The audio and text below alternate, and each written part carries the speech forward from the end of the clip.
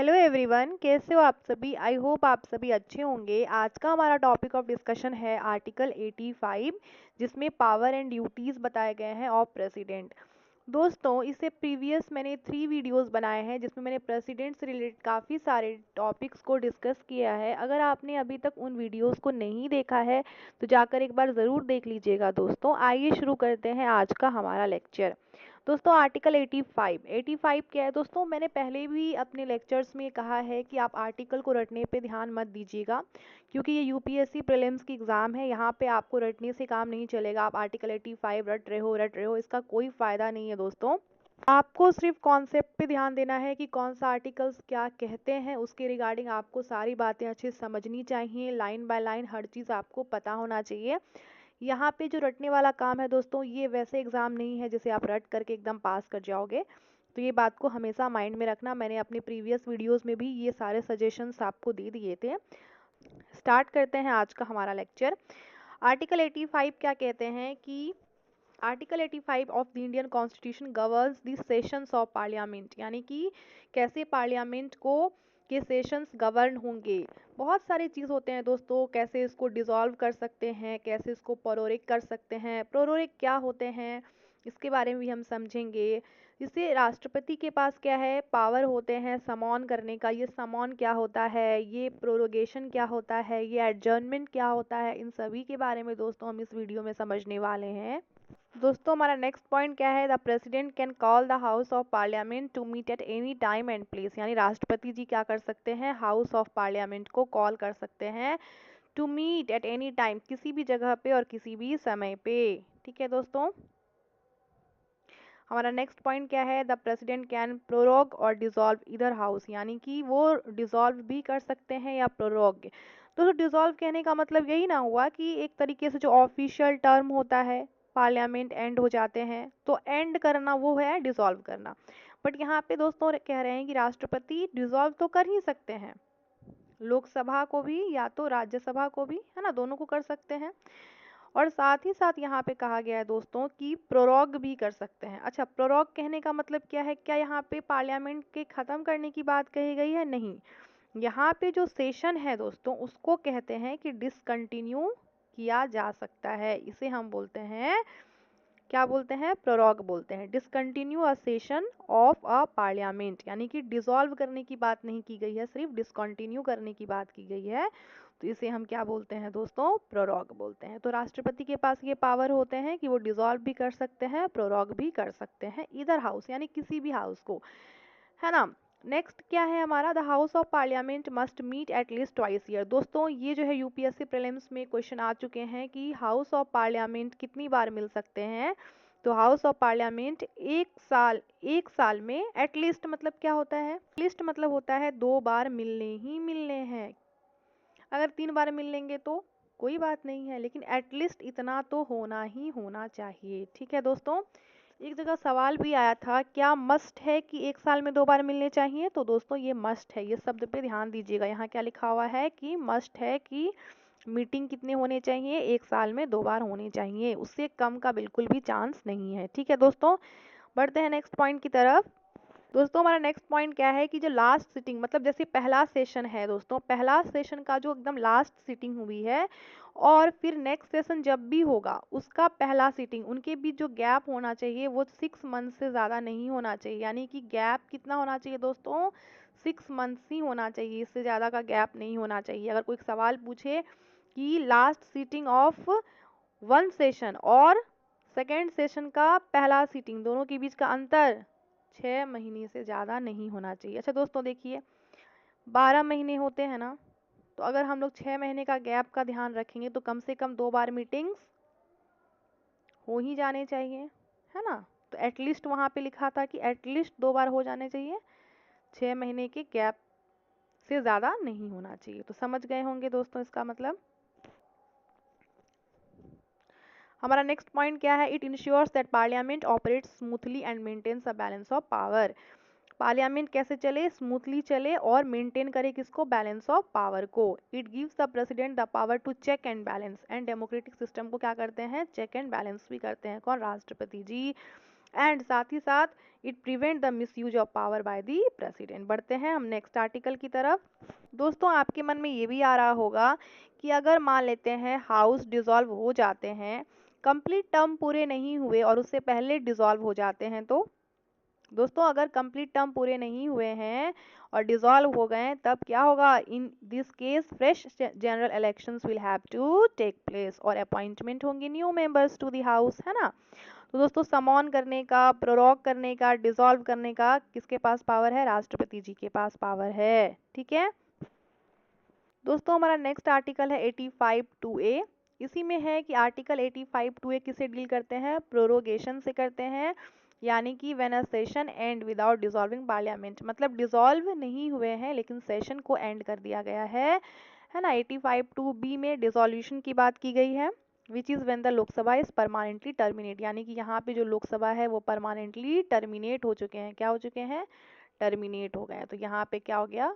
Permanently terminate जब हो जाएगा तो दोस्तों फिर से फ्रेश इलेक्शंस कराना पड़ेगा, है ना। फिर से फ्रेश इलेक्शंस करवाना पड़ेगा। अब आते हैं एडजर्नमेंट क्या होता है। एडजर्नमेंट दोस्तों क्या होगा कि जैसे आप सोचो कि पार्लियामेंट में कुछ प्रोसीडिंग्स चल रहे थे, अचानक से उसमें क्या हो गया? पॉज लग गया, क्योंकि कुछ अर्जेंट मैटर को डिस्कस करना है, तो एडजर्नमेंट लग जाएगा। दोस्तों फॉर एग्जांपल मैं आपको अच्छे से बताती हूँ।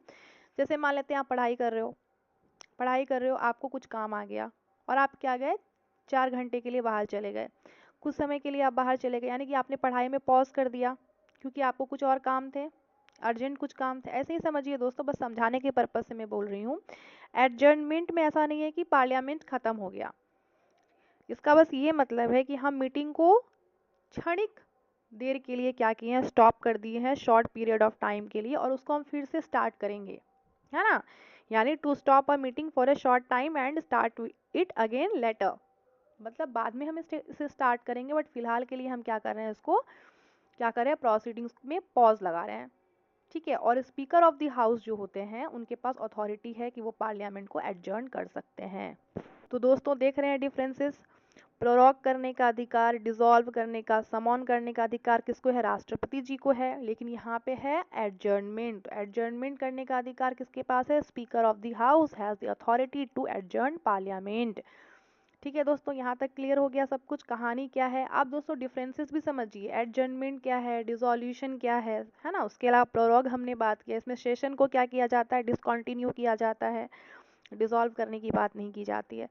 अब फिर वही है, इसको अच्छे से और बताया गया है कि क्यों यहाँ पे क्या किया जाता है? एडजर्नमेंट मोशन लाए जाते हैं। तो attention to a serious matter, अगर मान लीजिए पब्लिक इंपॉर्टेंस का मैटर आ गया तो आप क्या करेंगे? वहाँ पे आपको काम छोड़ना पड़ेगा, तो उसके लिए उसके बाद consequence of delay in important matter, कुछ इंपॉर्टेंट मैटर्स होते हैं जहाँ आप डिले नहीं कर सकते हो, है ना।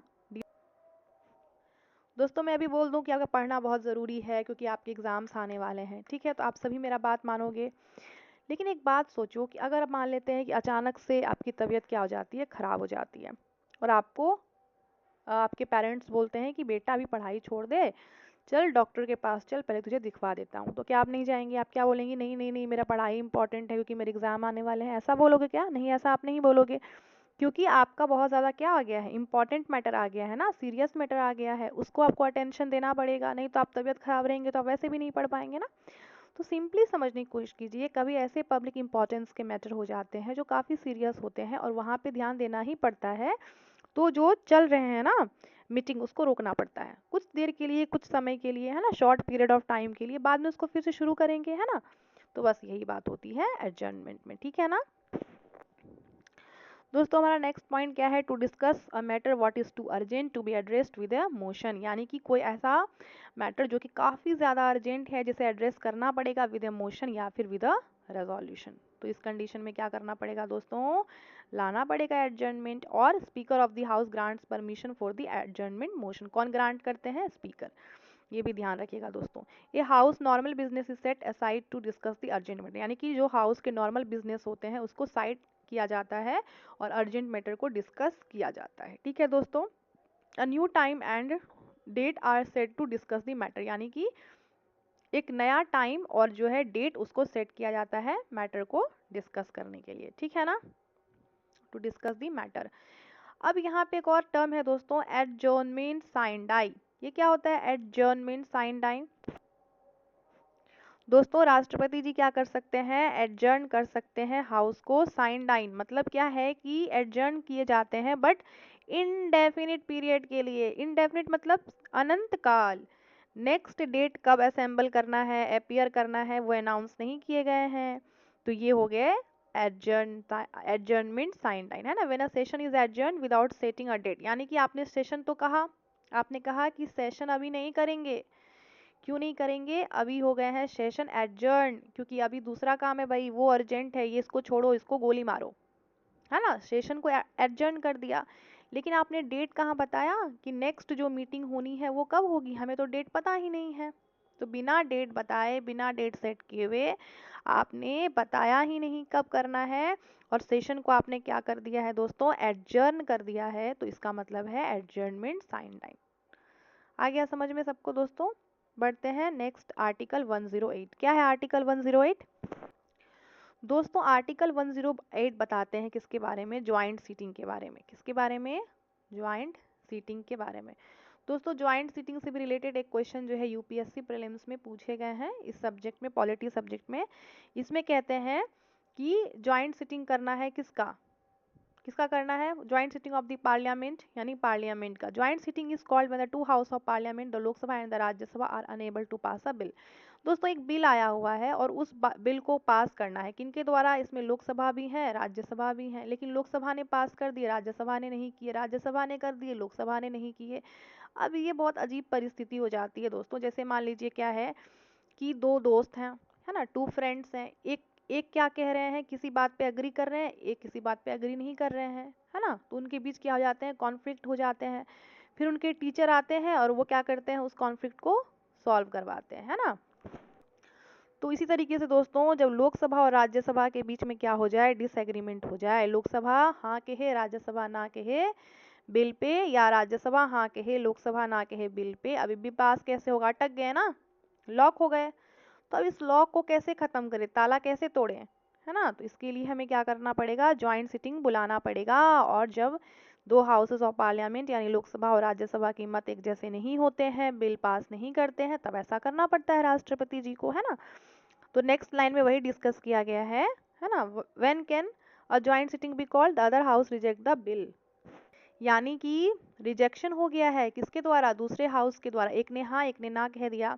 हाउसेस डिसएग्री ऑन अमेंडमेंट, यानी अमेंडमेंट टू द बिल है, कोई अमेंडमेंट लाया गया है, उसमें डिसएग्रीमेंट हो रहा है एक हाउस का, तो ये भी बहुत बड़ी प्रॉब्लम है। और क्या है कि more than 6 months pass without the other house passing the bill, यानी कि एक ने तो कह दिया ओके ओके बाय ठीक है, तो कह दिया कि ठीक है, लेकिन दूसरा पास ही नहीं कर रहा है। 6 महीने बीत गए, कितने महीने बीत गए, 6 महीने बीत गए, लेकिन अब तक दूसरे हाउस ने पास नहीं किया, है ना दोस्तों। The president of India notifies the house by message, यानी कि राष्ट्रपति जी क्या करते हैं, नोटिफाई करते हैं किसको, हाउस को, मैसेज देते हैं कि वे सीटिंग कर रहे हैं कि नहीं। और राष्ट्रपति जी तब भी नोटिफाई करते हैं बाय पब्लिक नोटिफिकेशन अगर वो सीट नहीं भी कर रहे हैं। The president of India summons, यानी हाउस को समॉन करते हैं और बोलते हैं to meet in a joint sitting, यानी कि सभी मेंबर्स ऑफ पार्लियामेंट को बुलाते हैं, कॉल करते हैं, ठीक है ना। तो इसे बोलते हैं समॉन करना, ठीक है दोस्तों। ज्वाइंट सिटिंग का पर्पस क्या होता है, अभी हमने जस्ट बताया ना, दोनों हाउसेस के बीच क्या हो गए, डेड लॉक हो गए, एक ने कहा हाँ एक ने कहा ना, ठीक है ना। तो क्या क्रिएट हो गया, डेड लॉक। अब इस डेड लॉक को क्या करना होगा, खत्म करना होगा। अगर डेड लॉक खत्म नहीं होगा तो बिल कैसे पास होंगे, बिल तो पास होंगे नहीं, तो फेयर कंसिडरेशन चाहिए बिल का, तो राष्ट्रपति जी को आना पड़ता है पिक्चर में, है ना। Between the two houses of parliament deadlock खत्म करना है। आई होप दोस्तों आपको समझ में आया होगा। आर्टिकल 108 काफी इंटरेस्टिंग था, ज्वाइंट सिटिंग के बारे में हमने पढ़ा। और अब बढ़ते हैं हम नेक्स्ट पॉइंट की तरफ।